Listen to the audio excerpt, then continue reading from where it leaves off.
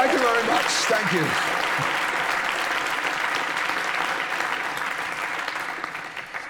In operation, the space shuttle was powered by its two orbital maneuvering engines, here and here, which developed 12,000 pounds of thrust and enabled it to carry out all its operations and re-enter the Earth's atmosphere. Everything it needed was in those two orbital engines. However, on takeoff, its three main engines down here used the external tank, which had 500,000 gallons of fuel in it, and two solid rocket boosters on either side. Because, in order to escape the Earth's gravity, it needed 6,781,400 pounds of thrust just to get off the Earth, compared to 12,000 once it was in orbit. Okay, that's it for facts. The rest of today you're going to hear in this session is all opinion. It's just one man's viewpoint. Other experts, if you ask them, will tell you quite different stories. They'll be seeing things from a different point of view. All of you are here because you've got musical judgment. You're equally as intelligent as any of the other people you'll see on the platform, and you are part of the 21st century. Your judgment is just as good as ours. Make your own mind up, pick the bits that you find helpful, jot them down if you want to. Ignore the bits you find deeply unhelpful. Your judgment is all that matters. Now, experts will tell you that this is a terrible time to be making music, to be starting out a career in music, because the BitTorrents are killing the music industry. There are almost no major deals anymore, and the ones there are 360 deals, so they take all your side profit margins and put them into the deal. There's no career development in the long term for artists, and most of the music, they say, is derivative rubbish. It's not like the golden age. Now, my opinion, having lived through the golden age of the 50s and the 60s and the 70s and the 80s and the 90s and the noughties, is there's never been a better time in all those decades for an unknown, talented artist with an amazing song to get heard. That's my opinion. Now, the most important aspect to getting heard is radio play. Who would agree with that? Not everybody. Well, as you know, BBC Introducing can help with radio play. The network is there. We have presenters and producers, DJs across the country, and they have one simple rule. You don't need a plugger. You don't need a big promo budget. You don't need insider contacts. All you need to be is amazing, and you will get heard. That's the way it works with us. But I think it's helpful to unpack why we see radio as the holy grail. That's the received wisdom. You talk to anybody, talk to a manager, talk to a record company, talk to a plugger, they'll tell you getting on radio is the one thing you have to do. The reason for that is historical, because when I started out in 1973 as a musician, home recording was unknown. It was out of the question. A Revox 2-track reel-to-reel recorder cost 2,000 quid in 1973 money. It was impossible to record at home.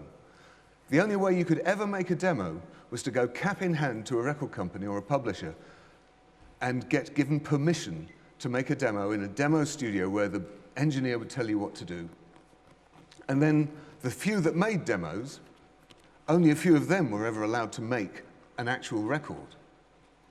And if you did get to make a record, well, unless Radio 1 played it, nobody would ever hear it. A single back then cost a whole week's pocket money. An album was so expensive, an album was for a Christmas present. So if you lived in Penzance or Aberdeen, your only chance of hearing new music was through Radio 1. It was the sole gatekeeper. You could be in the enemy as much as you like, but unless Radio 1 played you, people wouldn't hear it. So that's why radio has been seen historically as absolutely vital. But today, as you know, that isn't the case. Today, we are saturated in music. There's so much music in shopping malls, in restaurants, on TV ads, on the films we watch, everywhere we go, video games, saturated with music. Radio is only a tiny part of that. And it's my opinion, and it's only my opinion, that if I could wave a magic wand and make Grimmy play your record on Radio 1 Breakfast tomorrow morning, it wouldn't actually make an awful lot of difference. One spot play these days doesn't have much effect. Of course it has effect. It would give you kudos. It would probably get you some gigs because you could say Grimmy's played it. But in terms of people hearing it, how do people listen to the radio? Breakfast time, what are you doing? You're getting up, you're having a shower, you're getting dressed. You're wrangling kids into the back of the car. You're driving them to school, if that's the age you are. Or you're trying to get to work on time. You're doing the hoovering, you're doing the washing up, you're making breakfast. The radio is on in the background. If you're not listening to Radio 1 on that particular day, at that exact moment, it's gone. Blink and you miss it. Compare that to somebody sends you a Facebook message that says, OMG, you've got to hear this track. And you click on it, and it's amazing. Like the latest Laura Mvula record. I just heard that once and went, what the hell is this? So, of course, you click like, and you post about it. All your friends get a little mention. Come and listen to this. So you click through, and it says, view on Bandcamp. You go there, there's a whole album. And it's not just the one amazing 3-minute record, but long, deep, interesting album tracks. Because it's on Bandcamp, you know the money's going straight to the artist. You may well click buy, because it's on PayPal. So as a way of getting your music heard, personal recommendation compared to one play on a national station counts for an awful lot more. I would say that getting 1,000 subscribers on YouTube is way more important than getting a play on Radio 1. And it's probably easier to do. So, am I saying that radio doesn't matter? Are you crazy? Of course, radio's vital. It's really, really essential. But radio isn't where you start from. Radio is the destination that you work towards. Nothing can beat radio for putting the foot on the accelerator when you've got a campaign going. Nothing's like it. It accelerates it, it builds the buzz. It's fantastic in its place. But it can't kickstart your career from nothing. It can't give you a fan base. Radio is only useful to increase the momentum that you already have. What is this momentum thing? Some people call it traction, some people call it buzz, some people call it being a happening band. What are we really talking about here?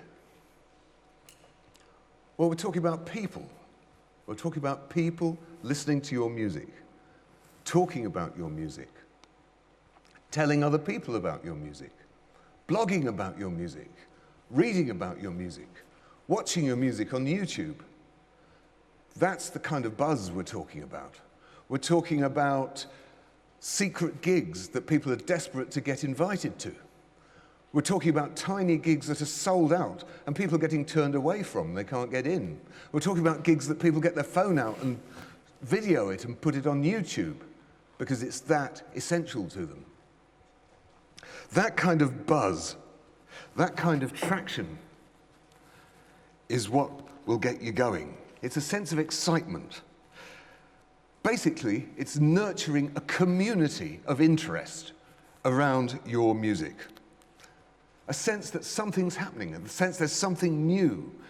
It's a basically social interaction between the band, their music, and an audience. Now, what we didn't have in the 70s, and you have got, there are 4 huge assets that you've got. This is another reason why I say there's never been a better time than this to be a new artist with a great, great song. How many people here are on Facebook? How many people are not on Facebook, incidentally? Well, no one's going to put their hand up for that. But how many people have a YouTube channel? Pretty much everybody. How many people are on SoundCloud? And how many on Twitter? Again, big showing there. I mean, those aren't the only social networks. There's Tumblr, Instagram, Bandcamp, Reverb Nation. How many people on MySpace? Yep.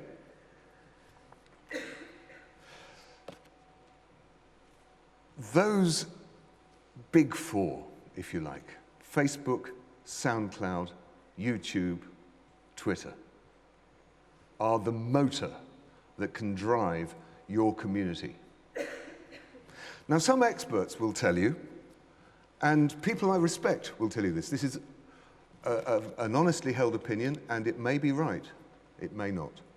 They'll tell you you should not put your brilliant new single online. You shouldn't have it streaming because, A, people will rip it, and B, it'll destroy the momentum for when you get to release it. People will have heard it already. People might rip it, they might give it away for free, you'll deprive yourself of sales, you'll deprive yourself of chart position. Only put a 30-second teaser on your SoundCloud. Don't put the whole track. And that is still received wisdom in the business. And then hire a plugger to try and get it played on the radio. Now, I don't know about you, but I think that is barking mad. We're talking about getting your music heard. Why does it matter that they hear it coming out of a radio speaker and not coming out of a laptop speaker or out of a mobile phone? Why have they got to hear it this way rather than that way? What is the worst that could happen?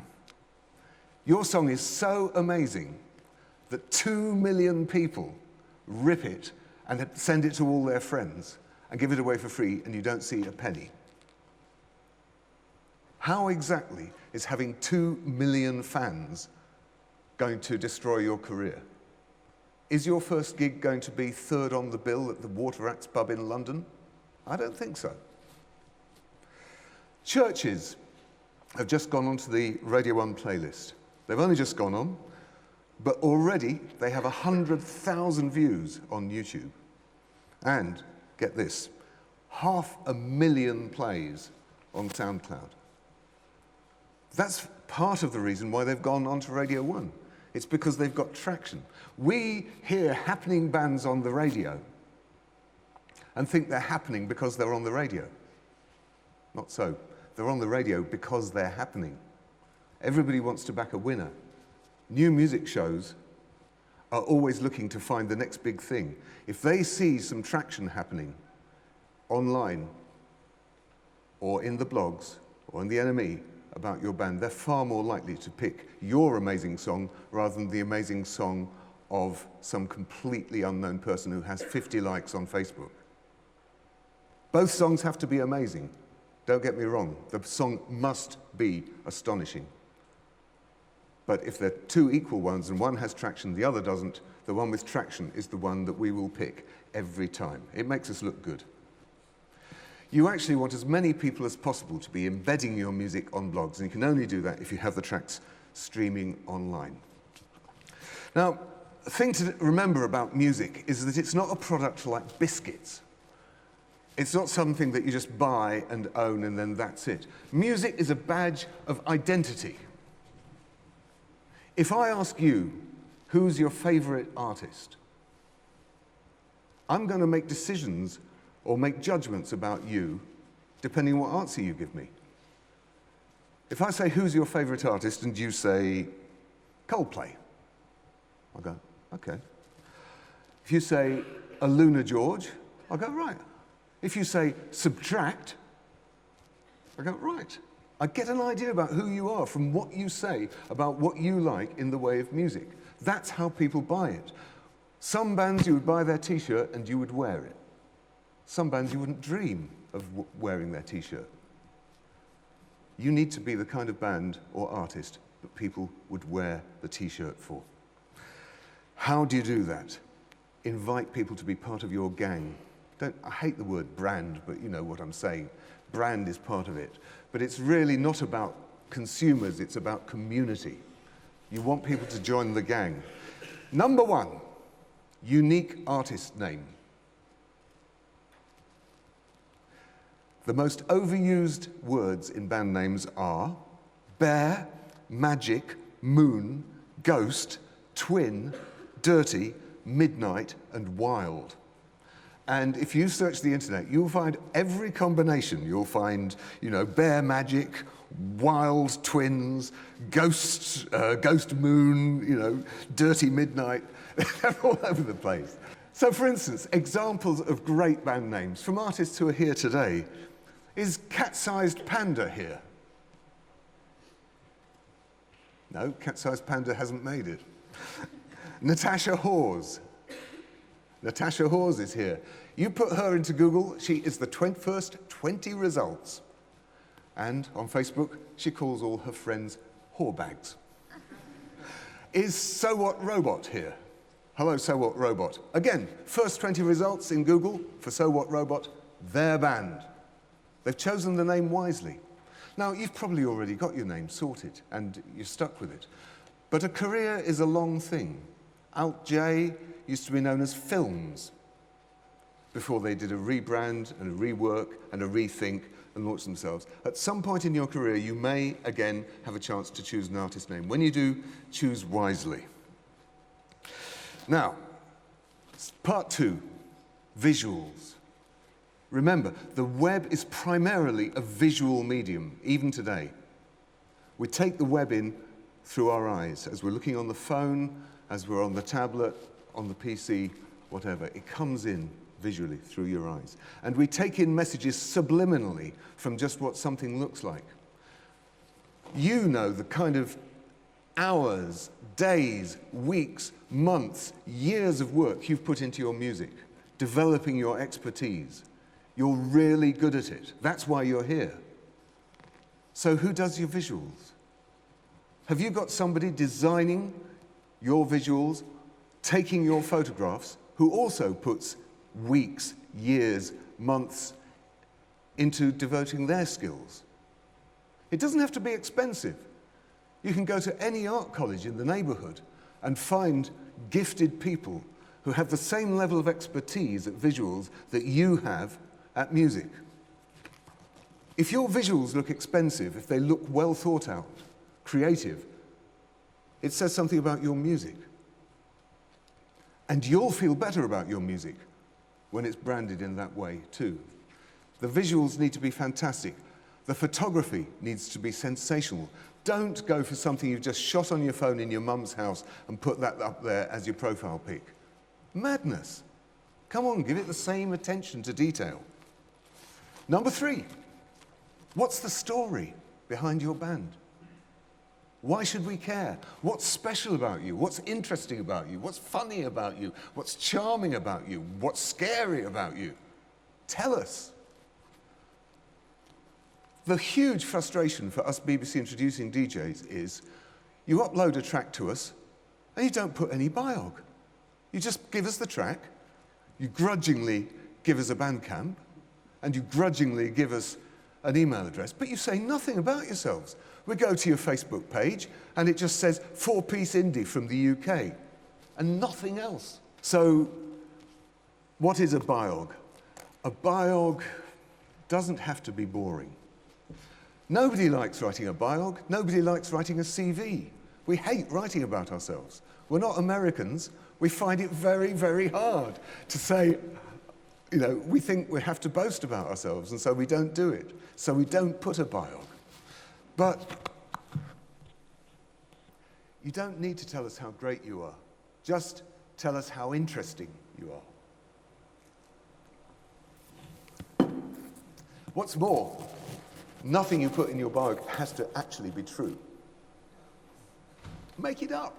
I would far rather read a load of entertaining lies than a bunch of boring facts.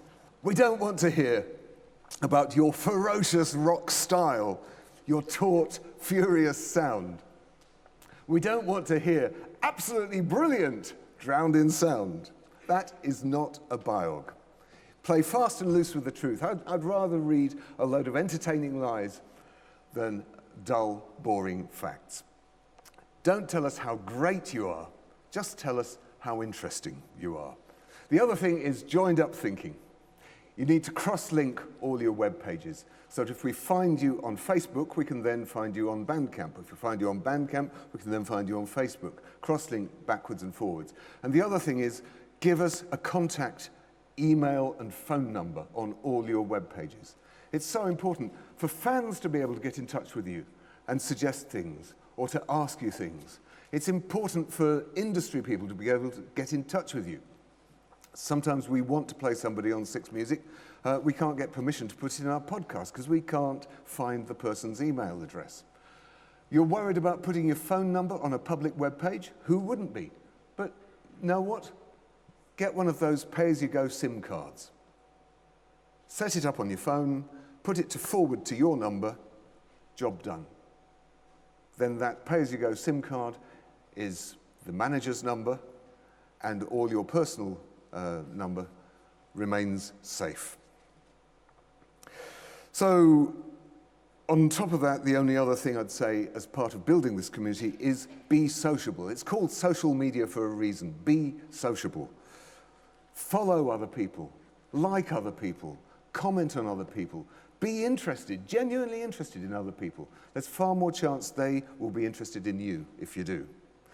And if you want some examples of great people to follow and see how they do it, take a look for Patrick Wolf or Amanda Palmer. Both of them interact with their community in the most brilliant way.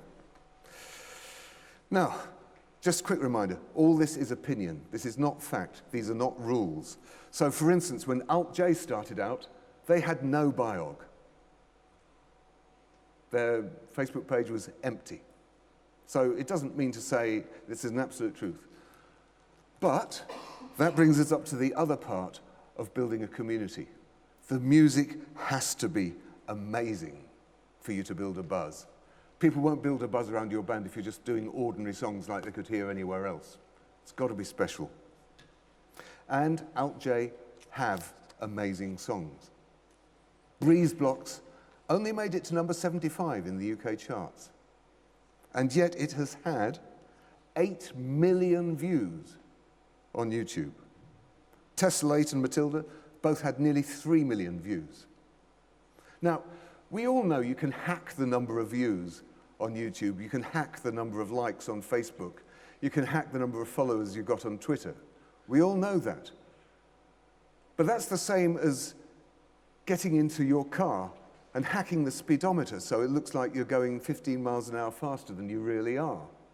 That might impress the casual passenger that gets into your passenger seat and they see the speedometer going really fast. But if Jeremy Clarkson gets in your car, he'll know like that.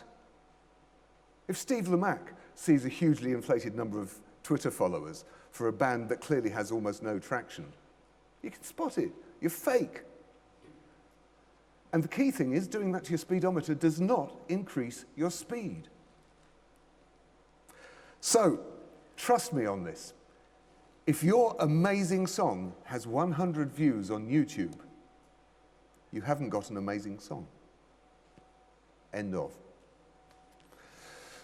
Basically, don't be in a hurry. Everybody is, especially when you're young.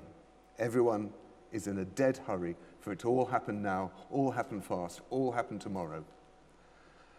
And nothing good happens fast. Steve, who'll be talking this afternoon, he'll tell you he gets loads of bands coming and pressing their first demo into his hand. And he always says the same thing to them. He says, "How good do you think you'll be in 9 months?" And they go, "Oh, we'll be miles better because we've got loads of gigs coming up and we're still writing songs and these demos are from last year and yeah, we're going to be great in 9 months' time." And he says, "Why not wait?"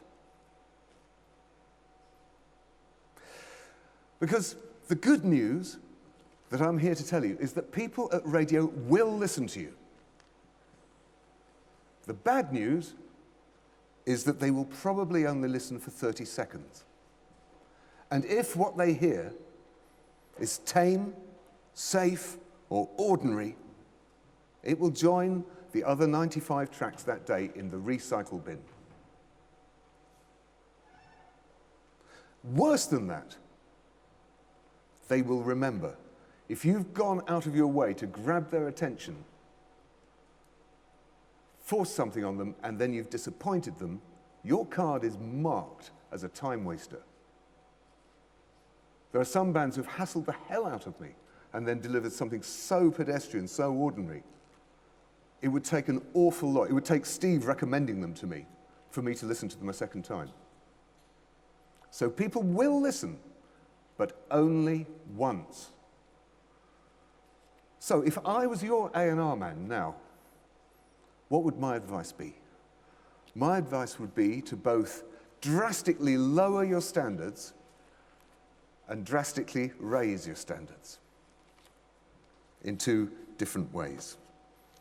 The way you should lower your standards is in your songwriting. Write really crap songs and lots of them, because most songwriters don't write nearly enough songs. Daily life takes over, for one thing, but mostly it's perfectionism is why we don't write many songs. It's because we want them to be really brilliant, and we get halfway through the second verse, and we go, "Oh, this isn't going anywhere," and we stop.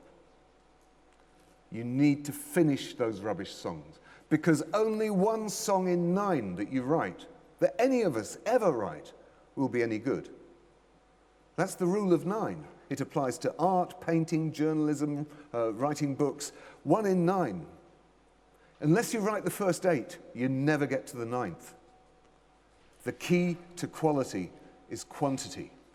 If you've written 100 songs in the next 12 months, I guarantee at the end of that year, you will have at least one pretty amazing song that you and other people are happy with.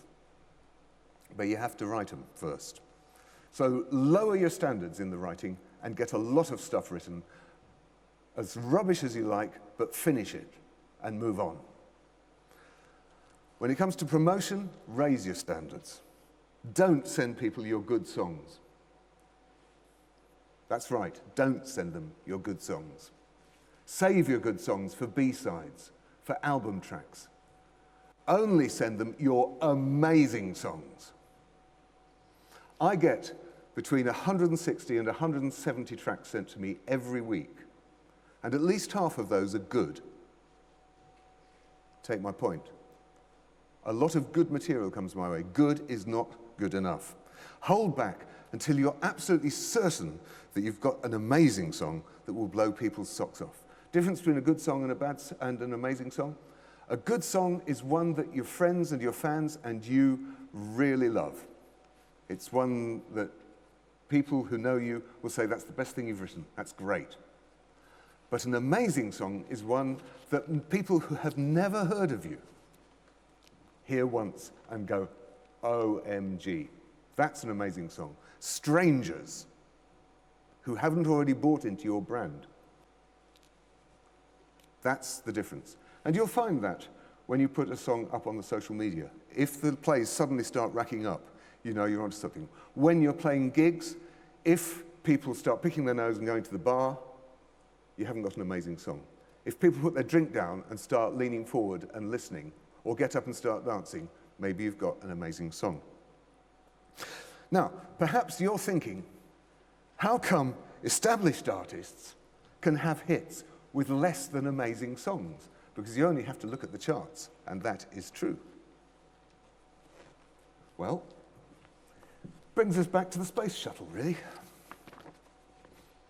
If David Bowie and Bob Dylan release an even half-decent song, it's acclaimed as a major return to form. And everyone goes, oh my God, aren't they so brilliant? Think of those two artists as space shuttles who are already in orbit. They only need 12,000 pounds of thrust, and they can go anywhere they want. But what got them up there was the 6 million pounds of thrust of life on Mars, like a rolling stone. They wrote their amazing songs back in the day. They got them up into orbit.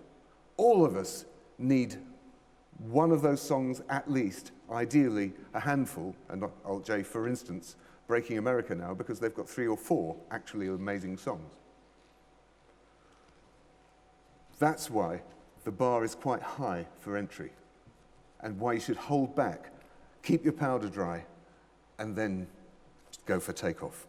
Okay, well, let's take it for granted you've got an amazing song, because if you haven't, none of this is going to make any difference at all. So let's take for granted you've got an amazing song. How do you take it to radio? Well, there's no such thing as radio. There's only radio shows, individual radio shows, and each one is different. So start with your local show, as all of you have. But there are people watching this at home who haven't done it yet, and we need to tell them. Start with your local show. For a start, listen to it. Get to know the show, get to know the presenter, find out who the producer is. Find out about the culture of the show. Wait until you've got a bit of local traction, a bit of buzz online, until you can sell out a local gig, and then upload your amazing song to your local show. Don't just put it on the uploader and wait. We sometimes get emails from somebody, I uploaded my tune to BBC Introducing 9 months ago and nobody has listened to it yet. Well, did you not think to go to the presenter and say, excuse me, I uploaded it last week and you still haven't listened. Would you like a copy on CD? The old Greeks had a saying, the gods help those who help themselves. You know, a man who wants to become rich sits at home, spends his time praying to the gods, make me rich, please make me rich. Another man that lives next door wants to become rich. He goes out and starts a business. Which one do the gods help? They help the man that starts the business. BBC Introducing can only do so much. If you've uploaded it to us and we haven't listened to it, we're under strain, we're human, we're overloaded, we're understaffed, we're underfunded. Give us a nudge, give us a hand. We want to hear your song, since it's amazing. So help us out. For national radio, the first thing you need to know, and you probably do, is that 70% of BBC daytime shows on the radio are programmed by a computer from a playlist that's put together every week, centrally. 98% of commercial music radio is programmed by computer. The chances of a new artist getting onto a national playlist without a plugger or the muscle of a serious record company behind them, however amazing the song is, are 0. But there's good news. The good news is that some national daytime shows on the BBC have what's called free play slots. That's where the producer and the presenter can actually choose tracks they've been sent and play them in those slots. And most of the evening shows have loads of free plays. They're mostly free plays. Mark Riley is all free plays. Mark programmed his own playlist. So you can still get on the radio without getting on the playlist. But every show has its own style and taste and culture. And you have to research which show your music will fit. There's the Mark Radcliffe Folk Show on Radio 2 if you're making folk music. That's going to give you a much higher chance of being played than if you send it to Planet Rock. There's Destination Africa on 1Extra. There's Craig Charles's Funk and Soul show on 6 Music. Bob Harris's Country and Bluegrass show on Radio 2. There's Late Junction, World Music on Radio 3. On Jazz FM, there's The Cutting Edge. And there's even a specialist radio station that only plays new music called Amazing Radio. They welcome new music. But even the specialist shows get hundreds of tracks a month. Hundreds. And your record is going to have to jump out of the pile. Sorry to go on about this, but the one thing they're looking for, whatever genre they're in, is an amazing song. High standard. How do you approach radio and blogs? One at a time. Remember, we're talking about individuals here. These are human beings who produce these shows, who present the shows, who write these blogs, who write the columns, who write for The Guardian, whatever it is. It's a person. So treat them like a person. Don't send them a mass mail out. Actually, get in touch with them. You need a release date. I didn't know about this. All the time I was a musician, for 30 years, I was sending my tracks to Radio 1, wondering why they didn't play them. In most cases, they didn't play them because they weren't very good. But the other reason they didn't play them was I didn't understand how the game works. The game works around release dates. This is true for radio, this is true for magazines, it's even true to some extent for blogs, that you have a release date. It's called a focus date these days, but there's a date on which this particular track becomes center stage. That's when you're going to release it. It's fiction. You don't actually have to have a record company and actually put it on the shop, in the shops on that day. Release dates are complete fiction. Everyone knows they're fiction. That's why they call them focus dates now. But you need to set one, and you need to deliver your track to radio 6 to 8 weeks ahead of your release date. There's no point emailing me the week of release saying, we've got our record coming out on Monday, can you give us a play? We work on a long schedule. If it's a band I love and you tell me 8 weeks in advance, I've got time to actually book in a slot for you, get you in for a session, or invite you in as guests, or tell other DJs about it. But if you tell me the week of the show, it's already full. We already programmed the music for it. What you need to do around your release date is not just put a date on the back of the CD or on the SoundCloud of the track you're sending out, but you need to have activity happening around it. You need to call in the favors that you've got. When you've found a blogger who likes you, ask them not to write about you until the release date is coming up. When you've got a great video for the track, don't just put it straight up on YouTube. Wait till a week before release so that it builds a momentum. If you've got some people who are willing to give you gigs, don't play the gig today or tomorrow or next week. Hold it back till April when you're going to be doing the release date. Set a little run of gigs. If you can't get the gigs, then book them in your friends' houses. But at least have some gigs on the information sheet so there is a little tour taking place, a little spurt of activity, a little bit of blog action, a little bit of video action, a bit of activity happening around the release date. When you're targeting one-to-one, find out how the person likes to receive the music. Don't just post them a CD and hope for the best. Don't just email them an MP3 and hope they'll listen to it. Take the trouble to find out. Most people will actually tell you on their blog how they like to receive music. Find out, send it tailored to the person themselves. You don't need a fancy package, you don't need an electronic press kit, you don't need any of this kind of promotional nonsense. It won't make the music sound any better.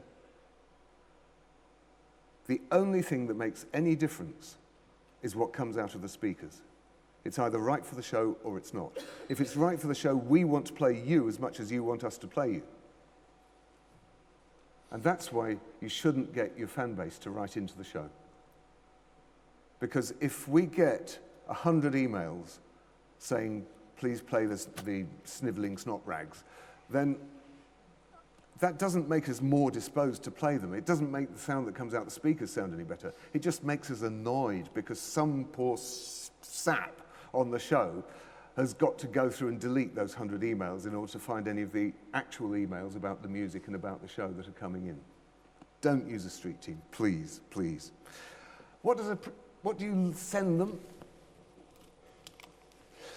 This is what we tend to get. Promo CDs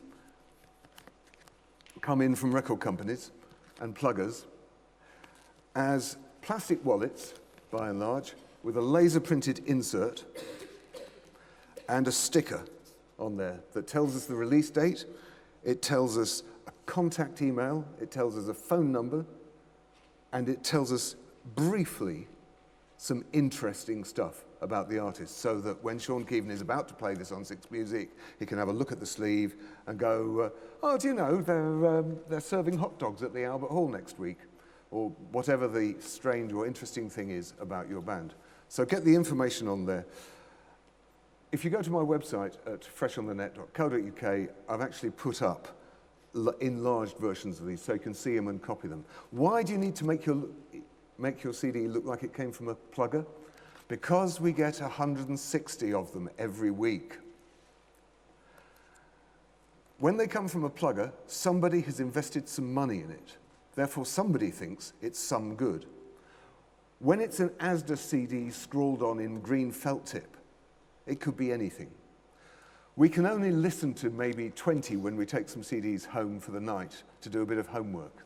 So we're going to choose which 20 to listen to. We tend to listen to the ones that look like they came from pluggers, because 1 in 50 of them will actually be some good, whereas only 1 in 100 of the ones that are scrawled in green felt tip will be any good. Brutal, but true.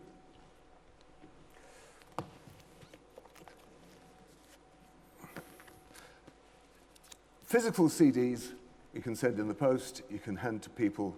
Some people prefer them, and generally print prefers to get a CD. Magazines, newspapers, it seems, on the whole, prefer physical CDs. Lamo prefers a physical CD.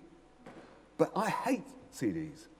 I have mountains of the bloody things. I have to throw away loads every week that just pour in like a tidal wave, because the time it takes to take out the CD and open up the drawer, wait for it to come out, put the CD in, close the drawer, wait for it to engage, press play, and then wait for it to start playing, and then fast forward to 1 minute in, and then press eject and take it out, put it back in the sleeve and go to the next one.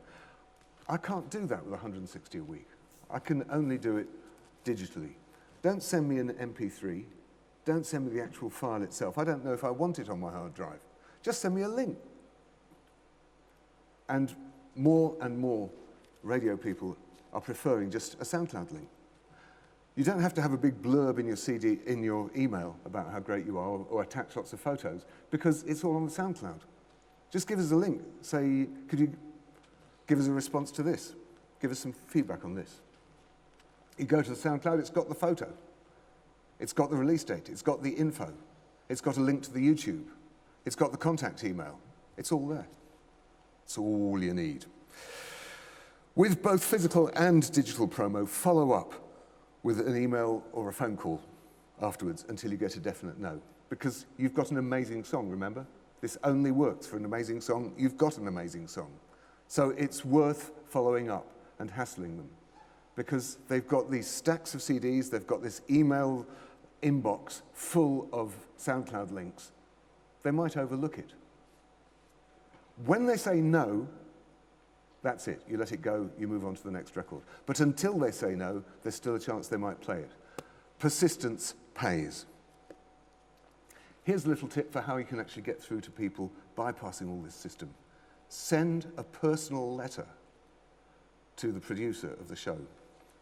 How do you find the producer of the show? Listen, if you can't work out how to find out the producer of a show, you shouldn't be in this room. You know how to work things out, research things, cheat. Send the producer an actual letter that hasn't got a CD in it, so they don't think, oh God, it's another band. And they'll open it. And then you can say what you like. You can even give a SoundCloud link in there. But that is a way of jumping through that pile. Certainly works for your local show.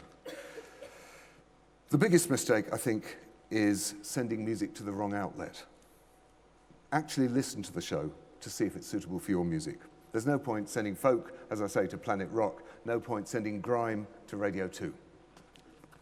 When you're identifying people that you're going to use as future allies on a one-to-one basis, don't plug at them. Make friends with them if you can. If your Twitter feed is all at Le Mac Show, hey, Steve, check us out, it's not very interesting listening. Whereas if something's happening on the Le Mac Show that day that's funny or interesting, it's good day, bad day, tweet a response to it. Be part of the Le Mac Show. Be part of the scenery. Make friends with them. Find out what the culture is. And when it comes to making a plug eventually, you don't have to say, don't make a demand on them. Don't say, hey, check us out. Ask them a question. Hey, Steve, what's the best way to get music to you?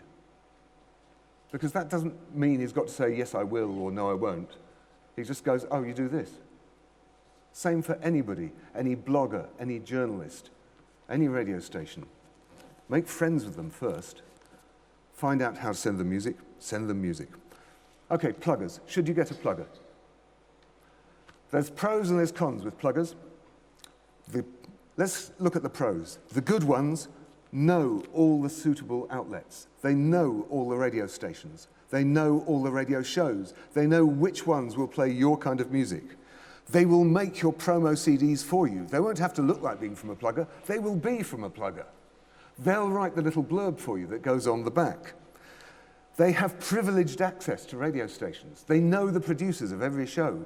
Many of them can actually walk straight into the Radio 2 building and go around giving out CDs around the station. They will offer you basic A&R strategy and advice. They'll say, I wouldn't put this out, to be honest. I think that track looks more like your single. Or they'll go, this one's a bit too long. Why don't you make a 3-minute edit? You'll get advice. And, as I say, they are your only realistic chance of getting on a playlist.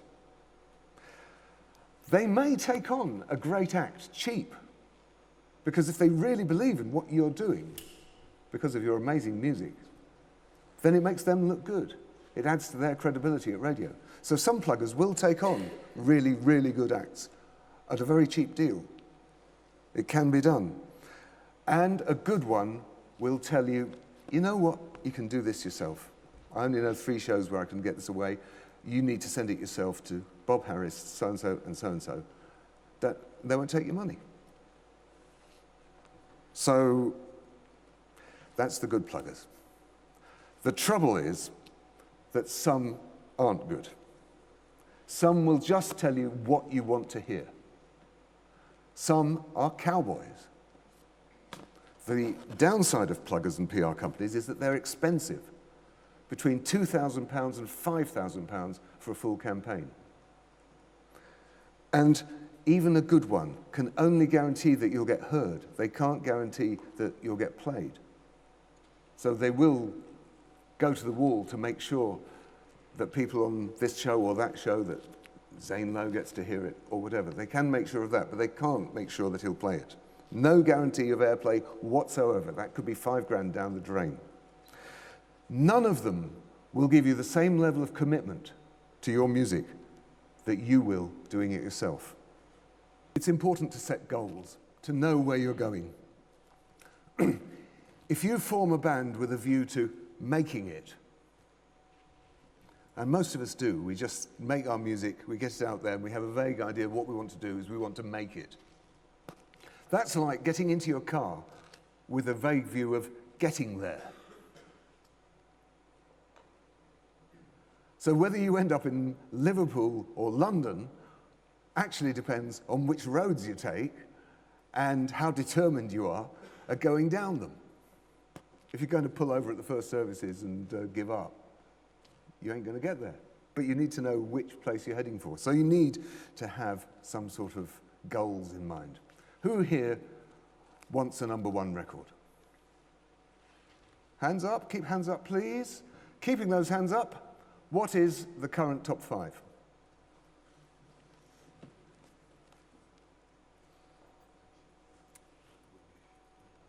No?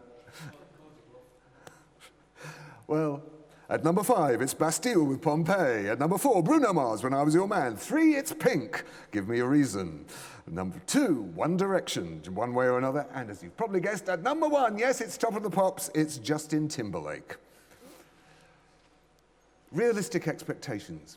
If you put your hand up for I want a number 1 record and you don't know what's in the top 5, studying the charts, that's not a realistic expectation. The people I know who write number 1 records for a living study the charts immensely closely. They pay huge attention and they buy all the records and they listen to them. Who started making music as a way of getting rich? No. My guess is that you make music because it's a vital part of who you are. It's central to your identity, your music. That's what you do, that's who you are. You want people to like and respect your music, and you want people to like and respect you because of your music. But I also guess that somewhere in your heart of hearts, a small part of you would quite like to have a number 1 record. And my message to you is that if you want it enough, and you don't care how long it takes, you can achieve, not necessarily a number 1, because a lot of that depends on luck at the time, but you can achieve mass recognition and success if you want it enough and you don't care how long it takes. I truly believe that. But you have to want it an awful lot, and it comes at a price.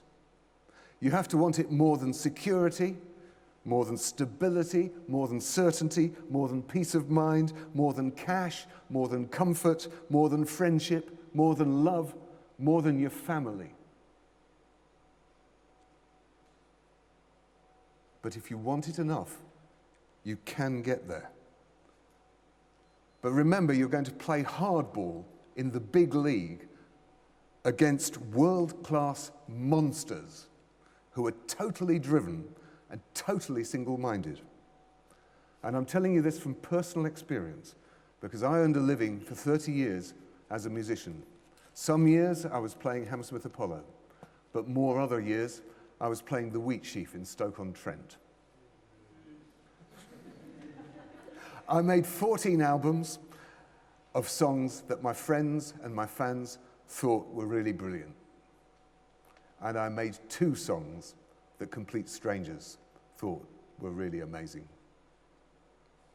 But I also, in the course of those 30 years, had a nervous breakdown, near bankruptcy, a suicide attempt, 10 years of psychotherapy, countless failed relationships, and I found love at age 36, and I never had another hit again. So my advice is making amazing music matters more than having hits. My advice is aim for a balanced life. And in your music, aim for integrity, innovation, creativity, originality, finding your strengths, pushing your boundaries. We've seen you're all on social networks. You're all part of the BBC Introducing family. So make genuinely amazing music, and getting it heard will take care of itself. Thank you.